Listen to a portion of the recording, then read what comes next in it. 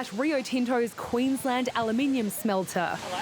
Dealing with global forces can be a precarious balancing act. We are going to make Australian steel and aluminium the best in the world. Now searching for new markets after Donald Trump's decision to slap 25% tariffs on metal imports. Disappointing, unnecessary, senseless and wrong. Treasury estimates the direct hit from these tariffs will be modest, 0.02% of GDP. But this is just the first round. The indirect GDP impacts of a trade war could be up to 4 times larger than the direct impacts of tariffs on our own economy.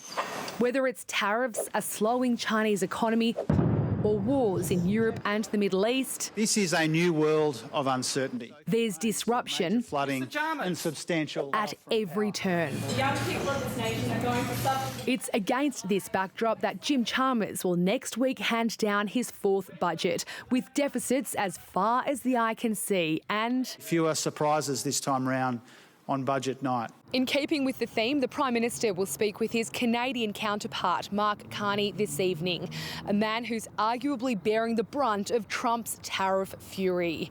Labor's determined to maintain a narrow focus on the economy, contrasting its approach with that of its political opponents. We will be seeking a mandate at the next election to keep Australians safe. Having opposed the voice to Parliament, Peter Dutton has proposed another referendum, this time giving the government absolute power to deport criminal dual nationals. We can do as much as we can by legislation, but as they say, you can't out-legislate the Constitution. Shadow Attorney General Michaelia Cash later downplayed it, saying a referendum would only be a last resort.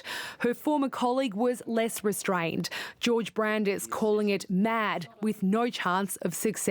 All options are on the table, but we haven't announced that policy. This is another thought bubble from Peter Dutton. And that's making some Liberals nervous.